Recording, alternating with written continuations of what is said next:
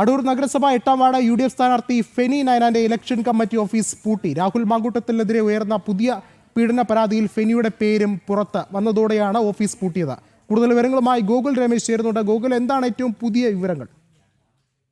വിഷ്ണു, അതായത് ഈ രാഹുൽ മാങ്കൂട്ടത്തിനെതിരായിട്ട് നേരത്തെ തന്നെ പരാതി വന്ന സാഹചര്യത്തിൽ രാഹുലിന്റെ സുഹൃത്തും സന്തത സഹചാരിയുമായിരുന്ന ഫെന്നി നയനാനെതിരെയും പലയിടങ്ങളിലും പരാമർശം ഉണ്ടായിരുന്നു. എന്തായാലും അതിന്റെ ഏറ്റവും ഒടുവിലത്തെ ഉദാഹരണമായിട്ട് ഇന്ന് പരാതി നൽകിയിട്ടുള്ള യുവതിയും ഫെന്നി നയനാന്റെ പേര് ആ പരാതിയിൽ ഉൾപ്പെടുത്തിയിരുന്നു. കാരണം ആ യുവതിയെ ഇത്തരത്തിൽ രാഹുൽ മാങ്കൂട്ടത്തിൽ കൂട്ടിക്കൊണ്ടു പോകുമ്പോൾ ഈ ഫെന്നി നയനാന്റെ സാന്നിധ്യവും ഉണ്ടായിരുന്നു എന്നുള്ളതായിരുന്നു ആ പരാതിയിൽ പറഞ്ഞിരുന്നത്. അതിനുശേഷമാണ് ആ ഫെന്നി നയനാന്റെ ഈ തെരഞ്ഞെടുപ്പ് കമ്മിറ്റി ഓഫീസ് പ്രവർത്തനം പൂർണ്ണമായിട്ടും ഇപ്പോൾ അവസാനിപ്പിച്ചിരിക്കുന്നത്. അടൂർ നഗരസഭയിലെ 8ാം വാർഡിലേക്ക് UDF സ്ഥാനാർത്ഥിയായിട്ട് മത്സരാർത്ഥി കൂടിയിട്ടായിരുന്നു ഫെനി നയനാൻ.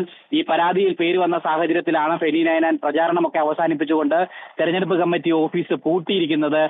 അടൂരിൽ അവിടെ എത്തുമ്പോൾ കമ്മിറ്റി ഓഫീസ് താഴിട്ട് പൂട്ടിയിരിക്കുന്ന സ്ഥിതിയിലാണ് നമുക്കിപ്പോൾ കാണുവാനായിട്ട് സാധിച്ചിരിക്കുന്നത്. എന്തായാലും കഴിഞ്ഞ ദിവസം ഇത്തരത്തിൽ രാഹുൽ എവിടെയെന്ന് കണ്ടെത്തുന്നതിന്റെ ഭാഗമായിട്ടുള്ള അന്വേഷണത്തിന്റെ ഭാഗമായി പോലീസ് ഫെന്നി നയനാന്റെ വീട്ടിലെത്തി പരിശോധനകളൊക്കെ നടത്തുകയും ചെയ്തിട്ടുണ്ടായിരുന്നു. രാഹുലിന്റെ സന്തത സഹചാരിയായിരുന്നു ഫെന്നി നയനാൻ എന്ന് പറയുന്ന യൂത്ത് കോൺഗ്രസ് നേതാവ്. അതുകൊണ്ട് തന്നെ രാഹുൽ എങ്ങോട്ടേക്ക് പോയാലും ഫെന്നി നയനാൻ അറിയാൻ സാധ്യതയുണ്ട് എന്നതിന്റെ അടിസ്ഥാനത്തിലായിരുന്നു കഴിഞ്ഞ ദിവസം പരിശോധന നടത്തിയത്. എന്തായാലും ഈ രാഹുൽ നടത്തിയിട്ടുള്ള ഈ ലൈംഗിക പീഡനങ്ങളൊക്കെ തന്നെ അത് ഫെന്നി നയനാന്റെ കൂടി അറിവോടും അല്ലെങ്കിൽ അയാളുടെയൊക്കെ സാന്നിധ്യത്തിൽ തന്നെ ആയിരുന്നു എന്നുള്ളതിന്റെ വിവരങ്ങളും തെളിവുകളുമാണ് ഇപ്പോൾ പുറത്തു വന്നുകൊണ്ടിരിക്കുന്നത്. എന്തായാലും ആ വിവരങ്ങൾ പുറത്തു വന്ന സാഹചര്യത്തിൽ ഫെന്നി നയനോട് മാധ്യമങ്ങൾ പ്രതികരണം ആവശ്യപ്പെട്ടെങ്കിലും പ്രതികരിക്കാൻ തയ്യാറല്ല എന്നുള്ളൊരു നിലപാടാണ് ഫെനി സ്വീകരിച്ചത്. അതിനുശേഷമാണ് എന്തായാലും ഇപ്പോൾ തെരഞ്ഞെടുപ്പ് കമ്മിറ്റി ഓഫീസ് പൂട്ടിയിരിക്കുന്നത്. എന്തായാലും ഇനി ഫെനിയിലേക്ക് പോലീസ് എത്തുമോ എന്നുള്ളതാണ്, അന്വേഷണം എത്തുമോ എന്നുള്ളതാണ് കണ്ടറിയേണ്ടത്. അങ്ങനെയാണെങ്കിൽ ഫെന്നി നയനാനും ഇവിടെ നിന്ന് മാറി നിൽക്കാനുള്ള സാധ്യതയുണ്ട്. പ്രത്യേകിച്ച് തെരഞ്ഞെടുപ്പ് സ്ഥാനാർത്ഥി കൂടിയായ സാഹചര്യത്തിൽ ആകെ കുരുക്കിലായിരിക്കുന്ന ഒരു